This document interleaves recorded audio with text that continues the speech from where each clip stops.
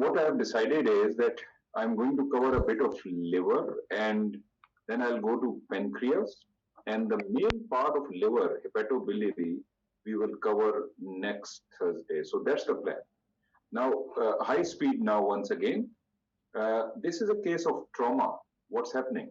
Over to you. So these are selected contrast-enhanced axial images of the upper abdomen for a adult patient. There's multiple hypodense linear areas throughout the liver,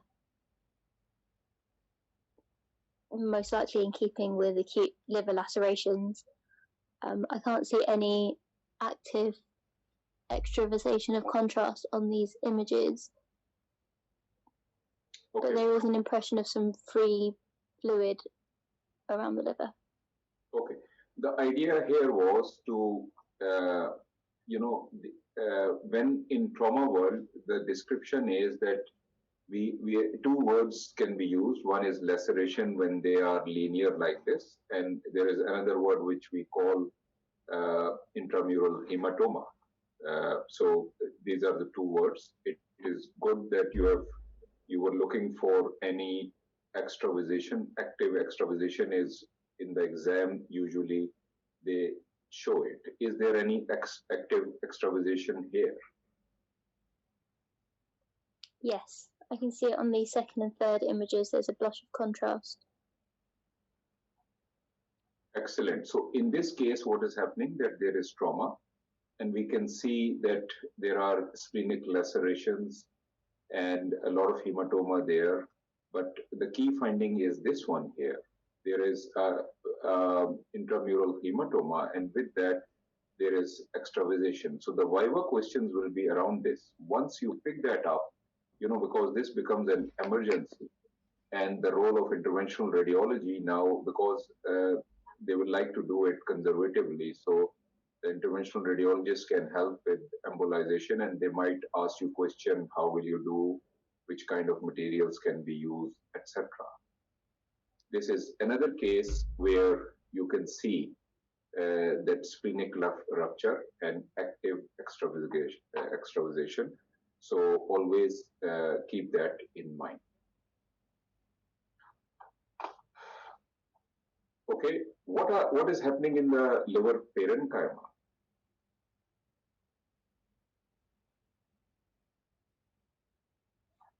So these are selected axial images of a CT scan in the arterial phase.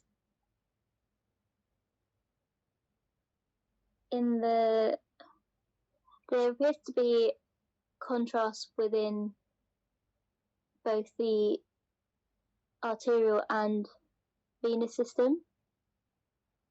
There's also quite a lot of periportal hypodensity or edema. Right. So the basic idea is that, arterial and venous system, of course, that's not the issue in this case. The issue was just to develop your eyes on this finding, which is what we call periportal edema. Now, sometimes what I have seen is that inexperienced, ST2s, let's say, at times they confuse this finding, and they think that this is intrahepatic, biliary channel dilatation.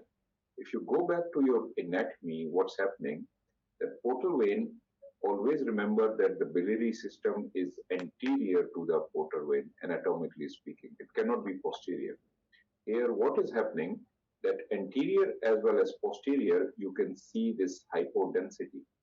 And this is what we call periportal edema. In your latest Chapman, this is the differential 8.14. Periportal edema can be hypoechoic on ultrasound, hypodense on CT, hyperintense on MR. Basically, we are talking about a circumferential halo around the portal vein. So it will surround the portal vein, and there are so many causes. A patient might have hypoalbuminemia and will have it. And a patient might have acute cholangitis and will have it, or cholecystitis will have it. Similarly, in trauma also, you can see it. So the idea is just to pick up that this is what is happening, periportal edema. So totally non-specific.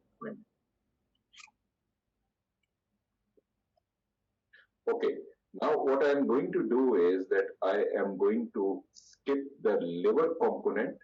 And as I have told you that the plan is to come back to the liver and the biliary system next time. Okay, over to you, candidate 5. These are selected axial images of a contrast-enhanced CT study through the upper abdomen for an adult patient. There is a large abnormality in the spleen, which appears to be of fluid density with a thick enhancing rim. On the third image, there's also the impression of some internal contrast enhancement. Yeah, actually, this is a bit of motion artifact. So, okay. So this is just calcification. So what will be your differential then? So for a cystic splenic lesion, my differentials would include a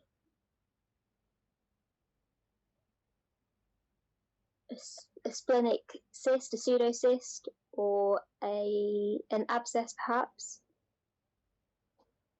Means if it is calcified means that there was an abscess in the past. This is what you are trying to say? Yes. Okay. So basically, the idea here was to cover the cystic, the differential diagnosis of cystic splenic lesions. Pseudocyst is the most common, post-traumatic, etc. Sometimes you don't even have a history. And epithelial cyst, abscess, hydrated cyst, etc. This is just to cover the differential. And similarly, there is a differential diagnosis of solid lesions in the spleen, and the most common benign, and it can be divided into benign as well as malignant. Most common benign lesion, solid lesion, is hemangioma, and it will behave just like hemangioma of the liver, which we will cover next time. And most common solid malignant lesion is lymphoma, and also metastasis is up there. So this is the list from your book. Solid splenic lesion, non-neoplastic, benign, malignant. So the idea is just to cover this. This case has got calcification in the liver. Candidate 5, can you give me the differential diagnosis of calcification in the liver? Causes. That is the idea of this.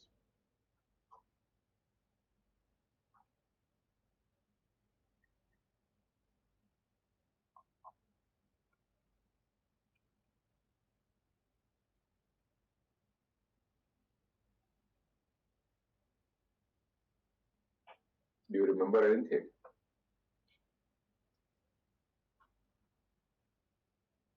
Candidate 5, are you with us? You lost her.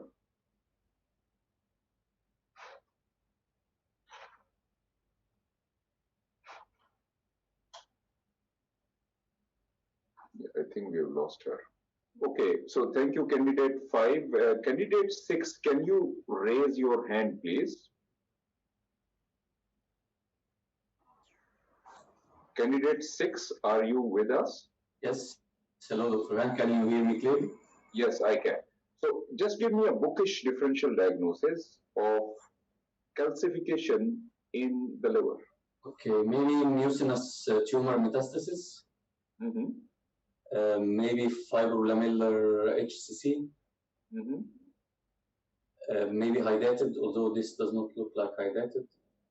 Mm-hmm.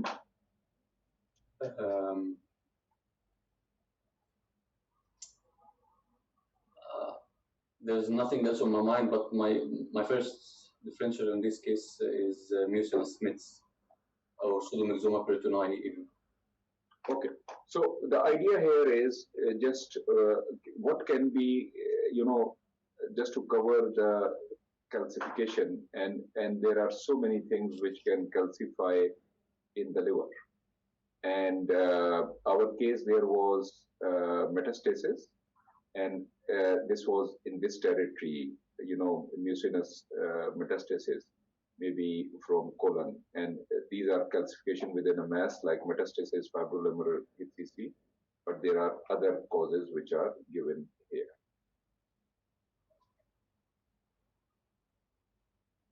So I'm skipping the liver part for the next time, and we will come back next time.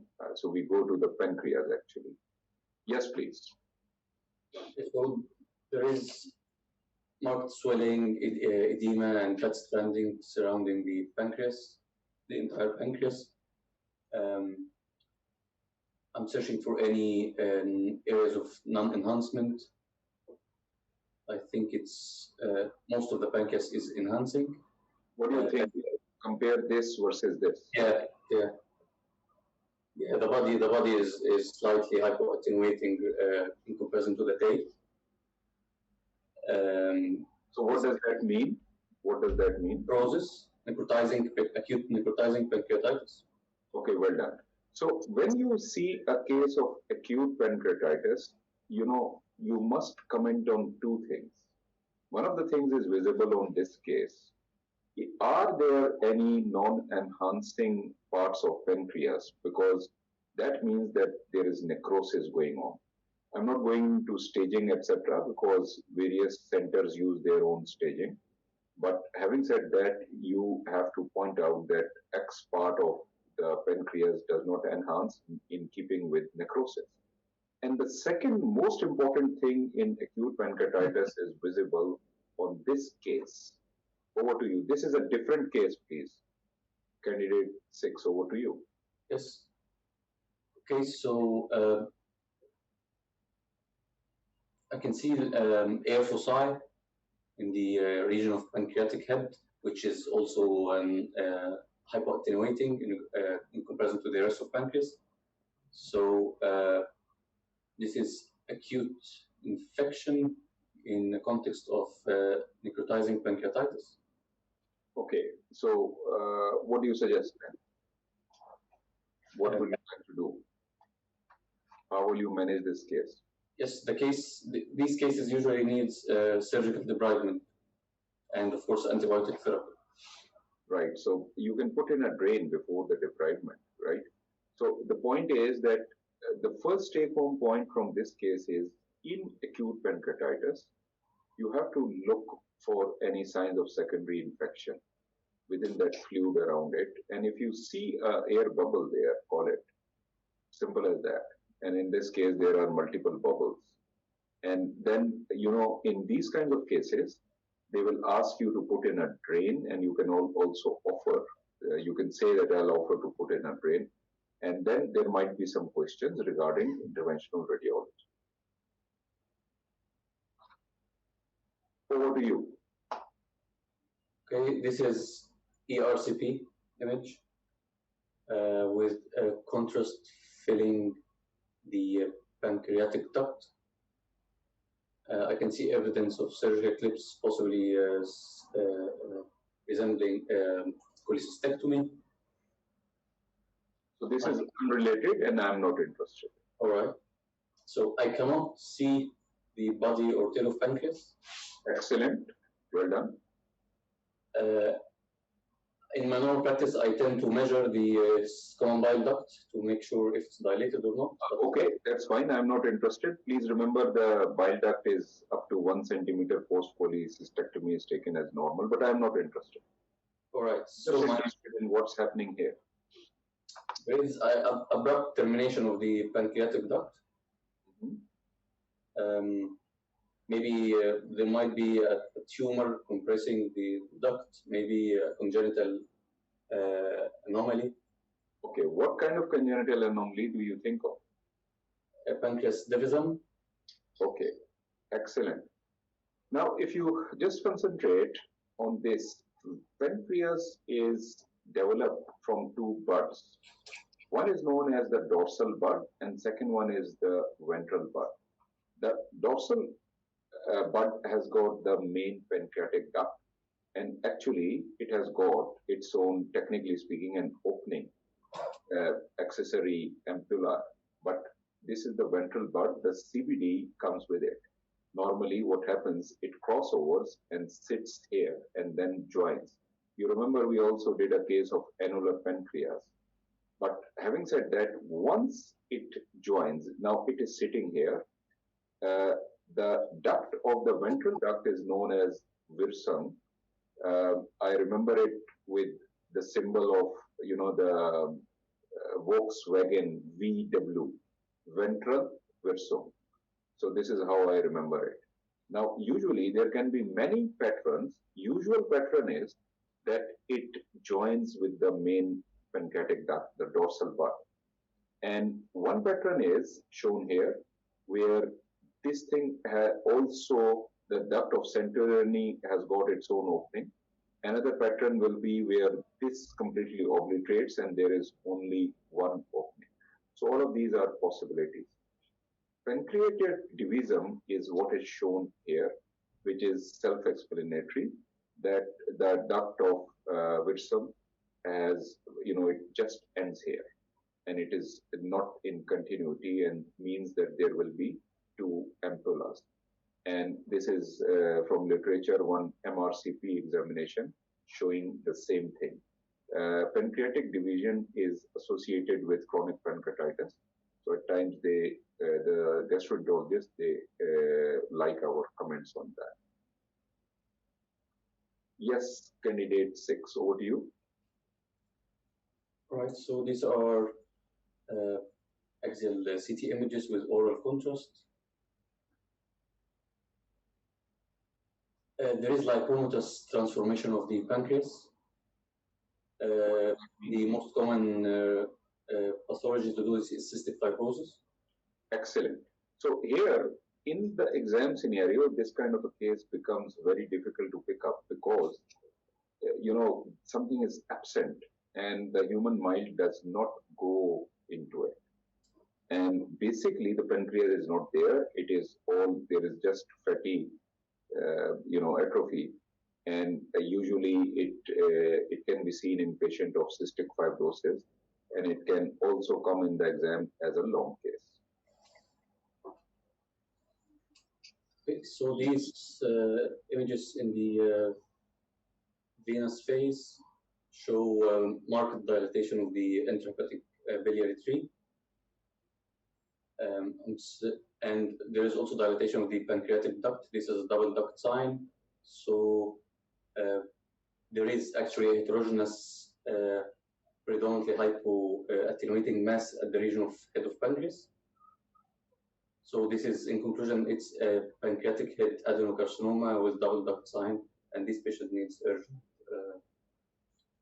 drainage for this biliary system. Okay, well done. So here what is happening is that this is the pancreas, and the pancreatic adenocarcinoma attenuates less than, it's a hypovascular tumor, so it attenuates less than the pancreas, and with that it is causing obstruction of the pancreatic duct, as well as the CBD and intrahepatic duct dilatation is there also. So now we will go into the world of pancreatic tumors, and this is from your book. So many things can happen, but I will confine myself to some of the important ones from the exam point of view subsequently. Now, one point of technique which I want to elaborate is that pancreatic parenchyma enhances, maximum enhancement of pancreatic parenchyma is actually at 50 to 55 seconds. It's not a classical arterial phase. It's not a classical venous phase. It is somewhere in between. And hepatic phase is 65 to 70. Now, point to remember is that pancreatic adenocarcinomas are vascular lesions. So, literature tells us that if you want to pick up a tumor, you can use this phase and your sensitivity of picking up a tumor can increase. It's more of a theoretical knowledge these days, not a practical knowledge, because we do not use, CTs to pick up a tumor where it is not visible. Which modality is the king there? Candidate 6 for pancreatic, pancreatic tumor which are not seen very well on CT, and you are seeing, let's say, a abrupt cutoff of a duct, or you are worried about a tumor. Then what modality will you go for? MRI, thin cuts, maybe. No, king modality there. So hint, something like esophagus. And then endoscopic ultrasound. Yeah, endoscopic ultrasound. So in esophagus, you remember, and this is a Viva question, when you do TNM staging, for T staging, endoscopic ultrasound is routinely done. In pancreas, it's slightly different. You don't have to do an endoscopic ultrasound to pick up, to do T staging, which I'm going to teach you on CT. On the other hand, if a tumor is not visible, endoscopic ultrasound is much better.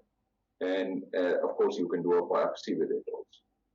So, first of all, this is a case where you can, just to make the point that this tumor, this is a 70-second delay and this is a 50-second delay. And you can see that the parenchyma is enhancing better, and you can see the tumor is better seen. Having said that, nobody does it. The king modality is EUS. And EUS, if you see that if the tumor is less than 2.5 centimeter, CT is 53% sensitive, EUS is 89. And on the other hand, if the tumor is larger, generally speaking, EUS is about 98%. So EUS is the king modality. And this is Viva question.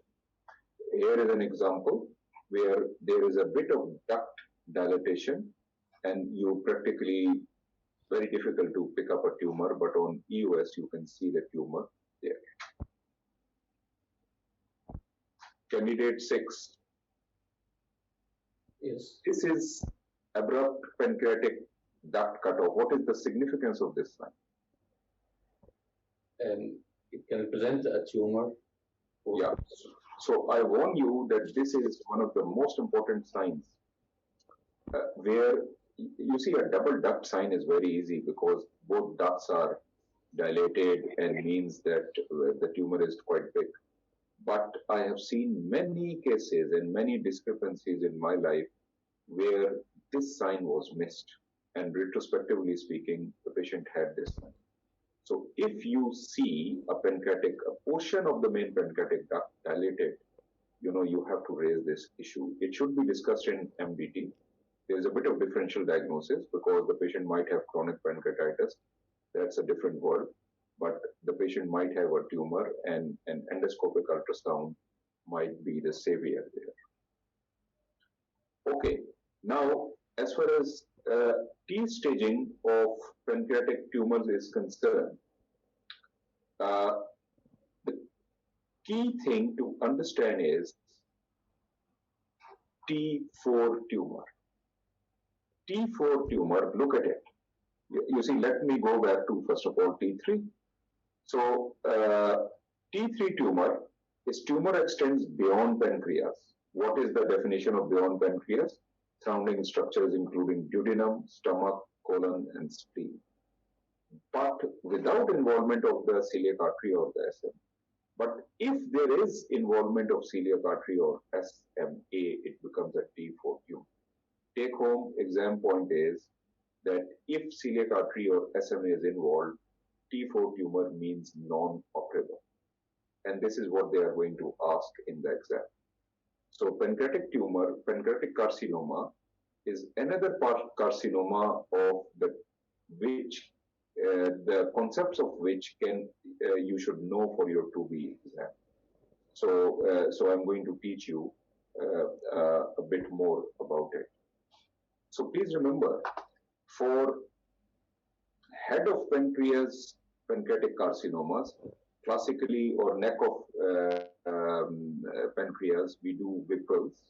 Of course, if the tumor is in the body or tail, we can do different type of surgery, and in which we do choledochojejunectomy, and then we can do gastrojejunectomy also. What does it tell you? You know, inherently, if the tumor has gone into the duodenum, you can simply remove the duodenum with the tumor. So it will still be a T4 and it will still be operable. And in the exam, you have to tell the examiner why a vessel is involved or encased or infiltrated. The criteria here is more than 180-degree interface between the tumor and the vessel. Please remember that the criteria, we also learned the criteria in CA esophagus vis-a-vis descending aorta, and there the criteria was different. Interface more than 90-degree was abnormal, or means was positive. Between 45 and 90 was a gray area. Less than 45 was fine. But here we take 180 degree. Now look at this example. This is the tumor, and look, this is the vessel. This vessel, by the way, is SMV, superior mesenteric vein. And you can see the interface, and this interface is less than 180 degree. Look here, there is a tumor here, and it has got interface here, but this is less than 180 degree. On the other hand, look at these two examples. The tumor, it is surrounding more than 180 degree. Here, it is surrounding more or less 360 degree. So these are positive. So slight difference between esophagus and pancreas in this category.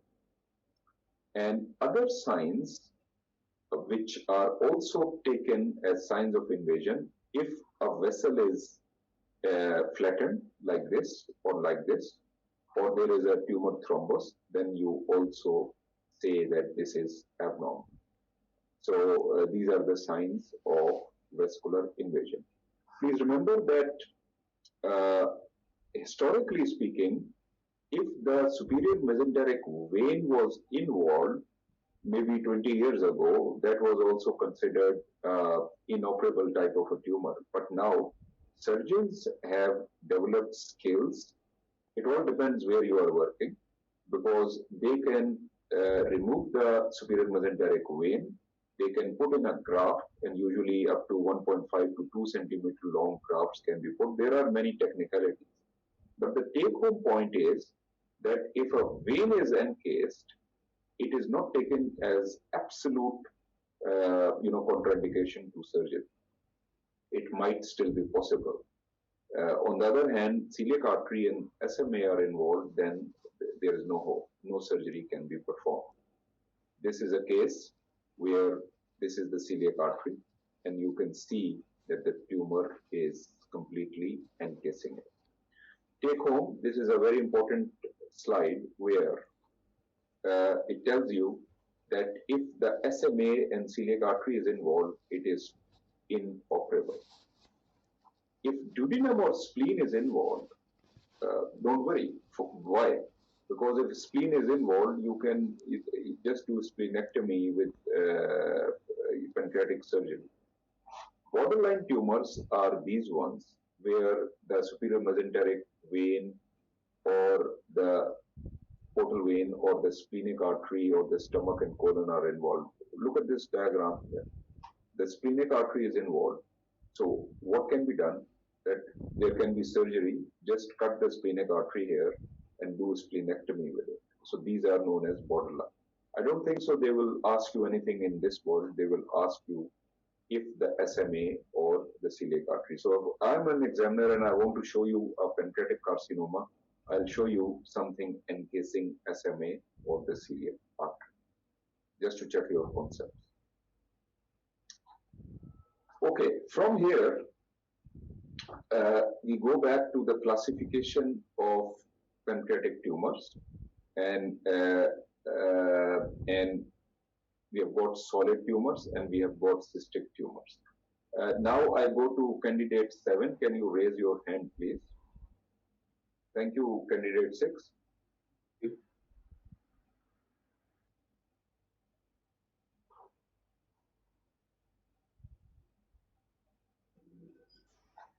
Are you with us, candidate 7? Yes. So now we have got solid tumors and we have got cystic tumors here. So first of all, among the solid tumors, there are two types. One is pancreatic carcinoma and second is pancreatic neuroendocrine tumors. The concept is that the pancreatic neuroendocrine tumors can be benign as well as malignant. Extremely important for the exams, and I'm going to show you what can be asked in the exam. Now, first of all, candidate 7, can you tackle this film? So I've got an ultrasound image here, and I've got just one, late arterial phase, early portal venous phase type of a scan. Over to you. So I'm presented with spot images from ultrasound scan and CT scan with arterial phase of a female patient with hypoglycemic attacks. On ultrasound, I can see an abnormal hypoaquic rounded lesion within the head or at the junction of the head and body of the pancreas. There is no significant ductal dilatation that I see on ultrasound. On the contrast CT, just where the normal vessels are at the junction of the head and body, I can see another hyper enhancing area rounded in configuration. What is your conclusion? Well done. So my conclusion will be a hypoaquic mass on ultrasound, which is showing contrast enhancement in the arterial phase in the pancreatic body. So it would be a hypervascular solid tumor, which in pancreas are most likely the islet cell tumors or the neuroendocrine tumor cells, which are hyper-enhancing. Excellent. So what we have learned from this case is that the two categories of tumor, one is what we call neuroendocrine tumors. They enhance. On the other hand, pancreatic carcinoma does not enhance. Now, if you see this chart, the neuroendocrine tumors can be hyperfunctioning and they can be non-functioning. But this concept is extremely important to remember. What are the rates of malignancy? And you'll be surprised to note that all of them can actually degenerate into malignant tumors. The minimum rate is insulinoma, and that is also up to 10%. But it can be, more than that. And look at some of them. For example, ACTH-OMA, 100%, more than 90. So carcinoid is one of them. And they can be non-hyperfunctioning also. There are a lot of viva questions. Many a times they come in the exam. If you see what is written here, these are important points for you to remember. They can be, insulinomas can be part of MEN1 syndrome. Gastrinomas are very important for the exam. Concept to remember, they can be 60%, multiple in 60%. Concept of gastrinoma triangle is a key exam concept. Please remember that gastrinomas might be within the pancreas and they might be outside the pancreas, within an area which we call gastrinoma. So if you, and then because they can be multiple, you might pick up one, then the examiner is expecting you to pick up another one. And they can also have, part of MEN syndrome and extrapancreatic in 15%. All of them can have malignant potential. So basic idea is that if you pick them up, you do a bit of biochemistry, even if they are non-functioning, you can infer that they are, because of their enhancement, that they are neuroendocrine tumors. Venous sampling, etc., very seldom is done these days. At times, the patient is offered surgeries just on the basis of CTs. At times, there is a bit of role of nuclear medicine also. We will cover the nuclear medicine aspect of it in our session, but usually you don't sit on them. You just get rid of them. Of course, in the real world, you know, at times you don't, because the patient is elderly or the patient doesn't want surgery, etc. So these are the various kinds of questions, etc., which can come in the viva. Another thing is that another difference with pancreatic carcinoma is that calcification is much more common. So they can have calcification. Please remember that adenocarcinoma of the pancreas can also have calcification, particularly because they might be associated with what we call chronic pancreatitis. But per se, tumor calcification is much more common in neuroendocrine tumors. And this is the gastrinoma triangle. And this, you have to remember this. And you can understand that an examiner will show you a tumor, which is, this is the duodenum and it might be sitting here. And your eyes will not go there. So you have to remember this gastrinoma triangle.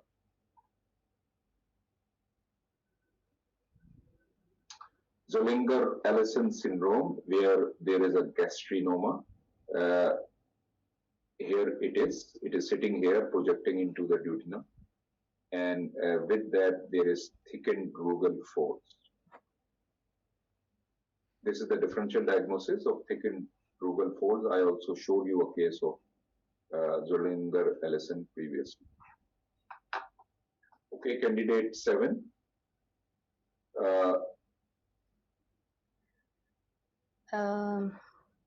Okay, so this is one of the magnified spot images from a contrast-enhanced CT scan axial slices. So there is a rounded lesion with the enhancement pattern almost similar to that of the pancreatic parenchyma, and it appears kind of exophytic from the tail of the pancreas. I can consider this to be a pancreatic neuroendocrine tumor. However, in this location, I should also be looking for any other lesion which can give this kind of appearance, or a normal variant maybe. What is the normal variant? I can think of spleenenculus. Right. Well done. So accessory spleen is a normal variant, and please remember that embryologically speaking, spleen can, there can be various portions of spleen in this region. And it has been so many times I've seen that it has been wrongly interpreted as a neuroendocrine tumor. So keep your minds open. And this has come in the exam. And there is another scenario which I'll show you in the next slide, which has come in the exam more commonly. So point to remember is that on all sequences, the enhancement pattern will be equal to spleen. So what we do nowadays is that if somebody has reported it like this on a CT scan, just to confirm it, we do an MR. And it's simple as that. On all sequences, the lesion will be equal to the spleen. If you see an MR of the spleen, you will see that the diffusion weighted shows a bit of restricted diffusion. You know, it is inherently bright on DWI spleen, and that is a very useful sequence to compare it. So that is a normal variant, accessory spleen. This case, beware of this, and this has come in the exam many a time. And this is slightly different than an accessory spleen. This is known as splenosis. Basically, ectopic splenic tissue then growing up. So these patients usually have got previous history of, let's say, trauma, where there is a splenic rupture. Now the splenic tissue has gone right and left within the abdominal cavity. And later on, they just grow. And when you do a CT or an imaging, you are worried about a mass. Another thing is that many a times post splenectomy, you will see it. And I've seen one case which was very interesting, which was a gunshot wound years ago, and the splenic tissue was sitting in the thorax, just like this one from STAT DX, where something is sitting next to the heart. And so splenosis is a very, very important exam case. And if you don't know it, you know, your mind will not pick it up. Yes, please. So I'm presented with a CT scan axial slices at the level of pancreas and kidneys, which shows a large, well-defined cystic attenuation lesion within the body and tail region of pancreas.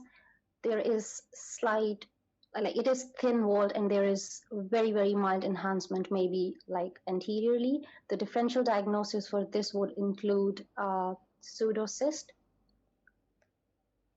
less likely an abscess, or a cystic pancreatic tumor would be in the differential as well. If it is a cystic pancreatic tumor, which tumor?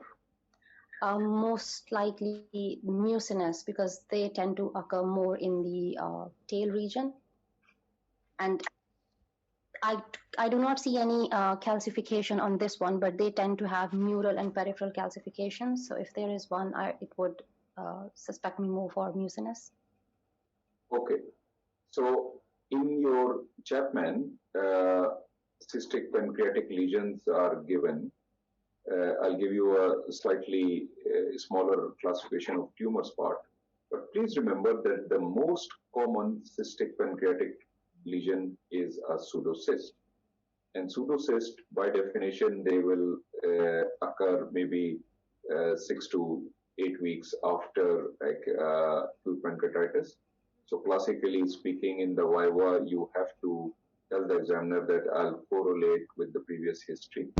Is there any history of pancreatitis, etc.? But many a times you will see them incidentally.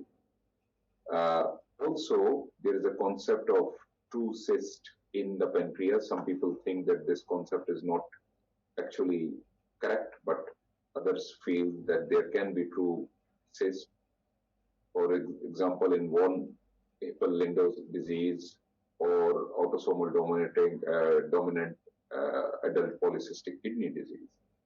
And pitfall is duodenal diverticulum. This is a case of autosomal dominant polycystic kidney disease, and with that, there can be cyst in the liver as well as pancreas.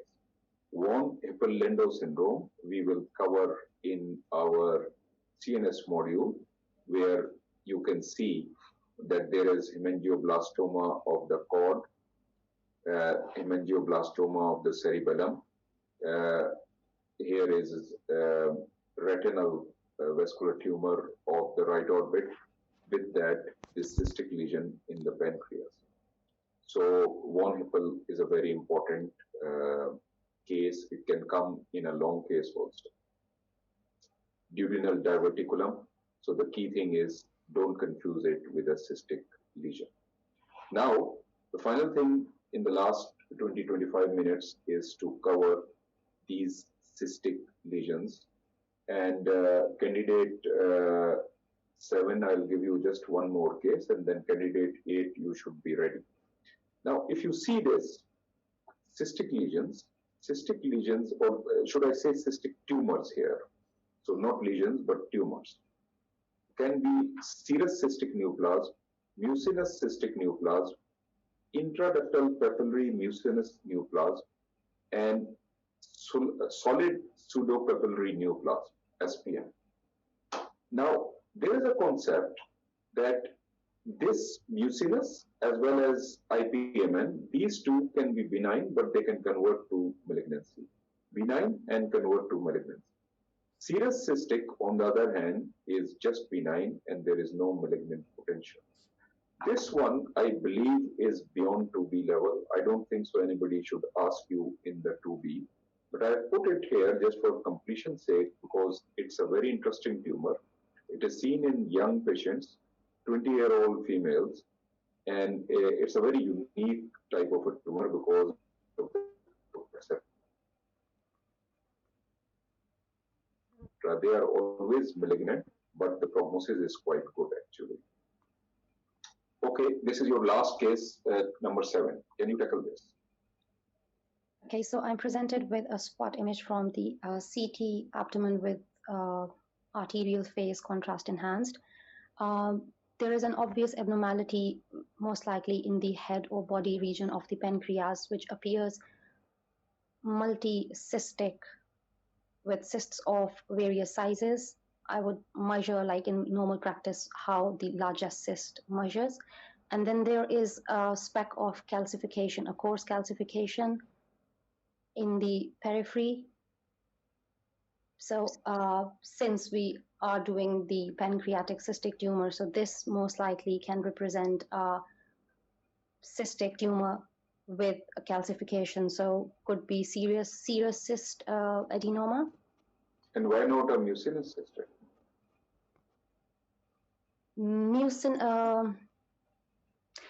Because the mucinous, they tend to have larger cysts, and the serous tends to have like smaller cysts. There is a criteria, I think 2 millimeter or 10. I'm not sure. I've forgotten that.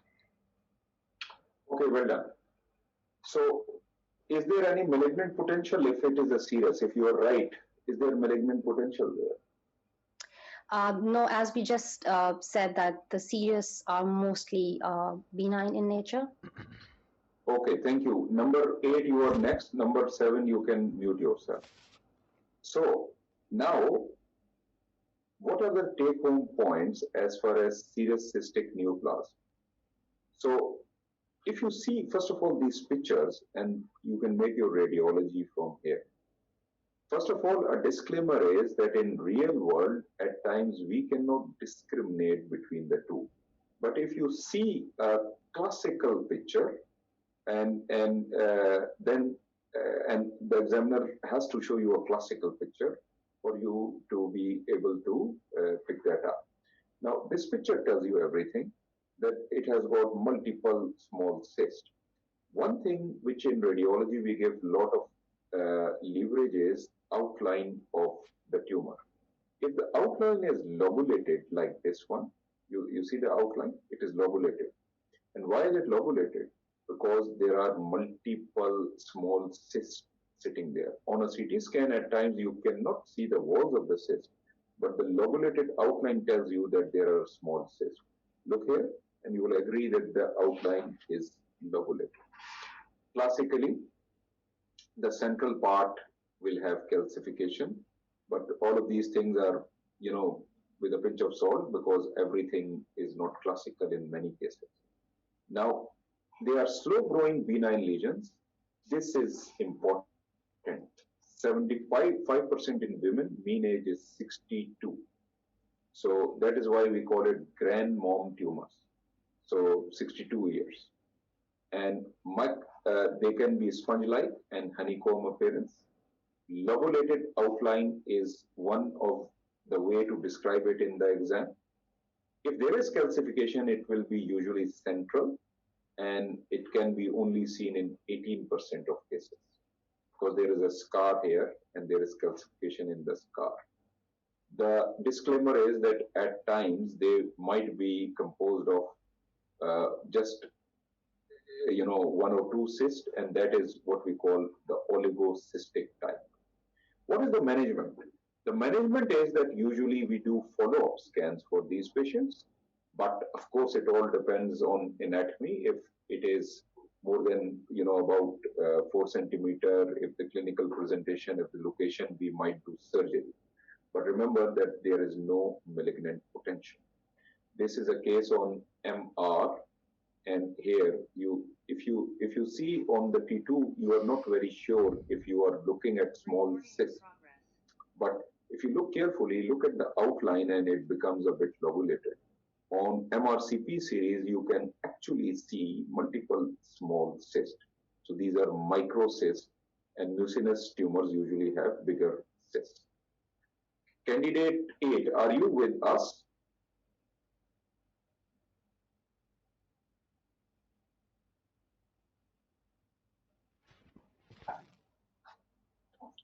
Okay, can you hear us? Yes, I can. Okay, there is no history of pancreatitis. Over to you. What is this? So in the body of the pancreas, there's a homogeneous, well-defined lesion with an enhancing border. The pancreatic duct doesn't appear to be dilated. I cannot see any calcification. And the patient does not have a history of pancreatitis.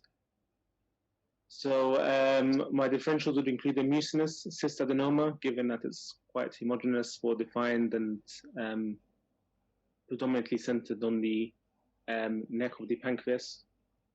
What are you going to advise for the patient? So if this is a first CT, I'd probably recommend an MR to ensure. How will an MR help you? Well, it might help narrow down the differentials if it's something else, such as a pancreatic collection or any other lesions, and it can also help define the internal structure of the cyst. If you want to see inside, EOS is the king modality, and MR is not going to be helpful. You will be where you are. With clinical correlation, there is no history of pancreatitis. This looks like a cystic lesion with smooth outline, single cyst, call it a mucinous tumor. And these kinds of lesions, you cannot sit on them. You have to.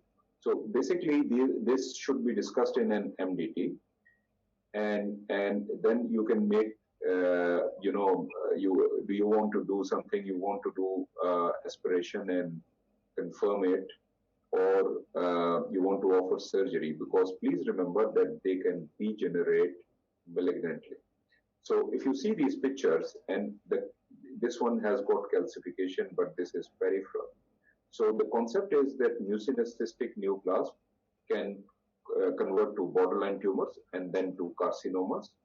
The age group is slightly younger. So mean age group is 47. Remember, the serous tumor, the age group was mean 62. So that is known as grandmom tumor. This one is known as mom tumor. And exclusively in women. So some or the other, this is women. That was 75% women. So classical appearance is that it can be unilocular or it can be multilocular, but the cysts are going to be larger, and it can be very large also. So body or tail is more common. Smooth outline. You remember the outline of the previous one was lobulated because of small cyst. This one has got smooth outline, and the calcification is going to be peripheral. Signs of malignancy. What are the signs of malignancy? If there is wall thickening or irregularity, or there are mural nodules. To keep it simple, think like an ovarian cystic lesion. You remember that in an ovarian lesion, if there are thick septations, enhancement, nodularity, enhancing nodule, you call it a malignant tumor. Management, all should be removed, ideally speaking. But in the real world, everything is not ideal. But having said that, you should understand that this has got malignant potential. This is a very, very good case. And over to you. Then I'll tell you the story.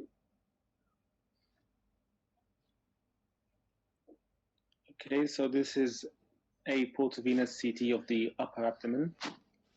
There is a well-defined cystic lesion arising from the pancreas with a slightly irregular border. The lesion is homogeneous, well-defined. There appears to be some calcification within the posterior to the lesion. That was in the vessel, so arterial. Don't worry about that. Okay. The mass appears to be causing some local mass effect on the stomach, and there also appears to be thrombus in the main portal vein. Having a look at the liver, I can't see any associated liver lesions. There appears to be some fat stranding sort of posterior medial to the lesion and adjacent to the pancreas. And I think around the pancreatic head, there appears to be a hypoenhancing focus. What is the conclusion? So given that there's a hypoenhancing focus in the pancreatic head, I'll be concerned about a pancreatic tumor, an adenocarcinoma there. The cystic lesion, I'm not sure if this is a separate entity and represents a mucinous cyst adenoma with a pancreatic adenocarcinoma. Or you're very, very close.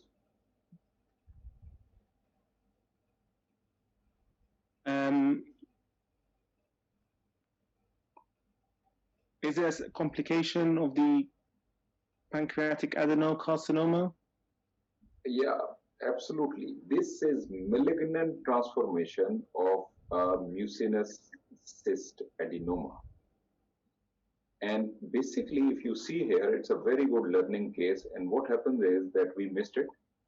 And there is a scan which I'm not showing you, which was about 7 months prior to this one. Similar findings, closer, now these are more blatant. Basically, if you see here, there is a cystic lesion. And how did we report it? We just reported it that this is it, this is a cystic lesion. Is there any history of previous pancreatitis? Because the reporter thought or raised the issue that this might be a pseudocyst. Actually, then it was missed. If you look carefully, look here, there is an enhancing septa inside. In a pseudocyst, there can be debris, etc. The outer wall of a pseudocyst can enhance, but there should be nothing enhancing within the cyst, number one. Number two, look at this soft tissue. And this soft tissue actually is encasing the celiac axis. This is classical tumor. And that tumor is going into the portal vein also. So this is a very good case, malignant transformation of, so you'll just say that this is a malignant mucinous cyst adenocarcinoma. This is another case where if you see there is a cystic lesion and you can see all of this enhancing septi and some nodularity, again you will raise the issue that this is a malignant, what we call adenocarcinoma. What's happening to the pancreatic duct, main pancreatic duct, and what is the differential for this? So the pancreatic duct is grossly dilated, and I can't see a specific transition point. I can't see any intrahepatic biliary duct dilatation. Differentials for this can include pancreatic adenocarcinoma, main branch IPMN will be the top two differentials. Pancreatic adenocarcinoma, why did you say that? As a differential for the dilated duct. So you mean to say that the pancreatic duct is dilated and I am worried that something is causing this dilatation, and whatever it is, it might be within the head. So that is why you said it, right? Yeah. Okay. But the counter argument will be that if in this location there was a pancreatic duct, adenocarcinoma, so much dilatation, by now there should be double duct sign also. This is the distal end, right? But coming back to the differential, you said other than that, main duct are IPMN. What did you say? Yeah, main duct IPMN. Okay, very good. Chronic pancreatitis can also cause dilatation, but in chronic pancreatitis, you will see a beaded appearance and you will see calcification, which is a pertinent negative in this case. So that will be a pertinent negative. Main duct type IPMN is, as the name tells you, that this is a mucinous neoplasm which arises within the main duct. And if you do an endoscopy, you will see mucin coming out like this if you are an endoscopist, and and the concept is that main duct type IPMN can also convert to a carcinoma. So you have to be careful. Other than, unlike the first two tumors, this is more common in males, and this is at the age of average age 65. I call it the granddad tumor. So there was a grandmom, there was a mom, and this one is a granddad tumor age-wise. And it can be main duct type, it can be branch duct type, and then it can be combined. This picture from radiographics tells you everything.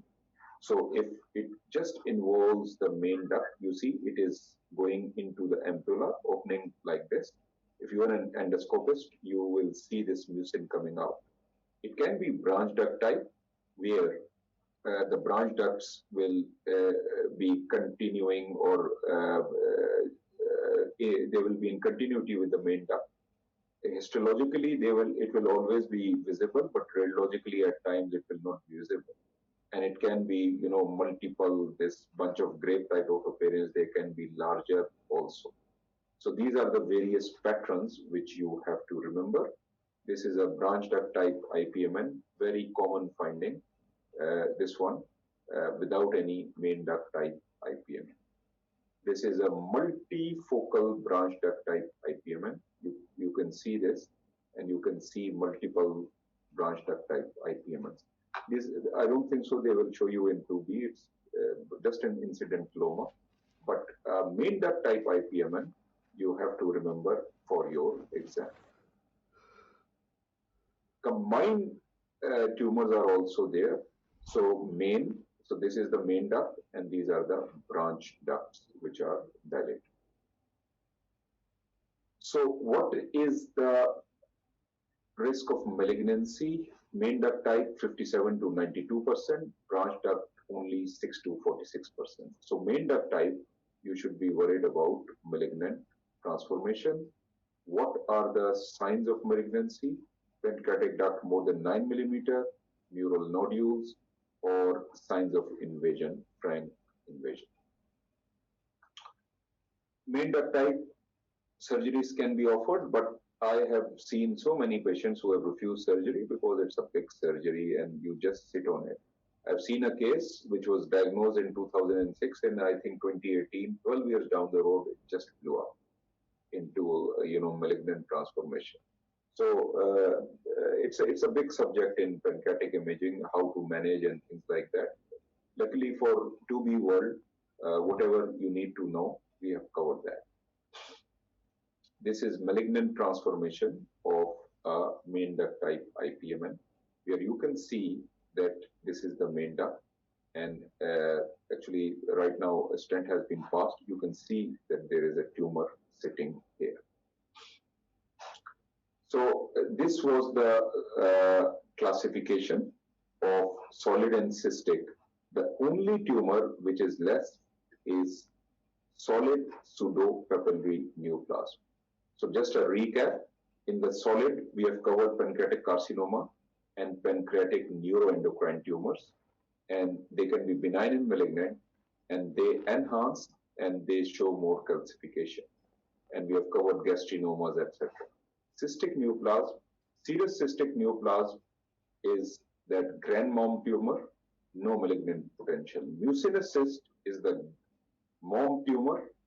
It has got malignant potential, and intraductal papillary mucinous neoplasm, which can be main duct, branch duct, and mixed duct, again malignant transformation. This tumor is a rare tumor. I don't think so it can be asked in the 2B exam, but just for your interest, I put it here, solid, and just to complete the list, solid pseudo-papillary neoplasm. It's a unique neoplasm which is extremely rare, almost always women, and average age is, look at this, it's too young, 20 to 30 years, and that is why it's become new. If you see a cystic lesion in a young age group lady with a solid component, just call it solid pseudo-papillary neoplasm. It has got solid enhancing and cystic component, usually body and tail. It can be very big, up to 11 centimeter, and there is It is malignant, but interestingly or luckily, quite indolent course, and 5-year survival is up to more than 95%. So, serous cyst, grandmom tumor, mucinous cyst, mom tumor, SPN is granddaughter tumor, and IPMN is more male, so I call it the grandfather tumor. Right. So thank you very much.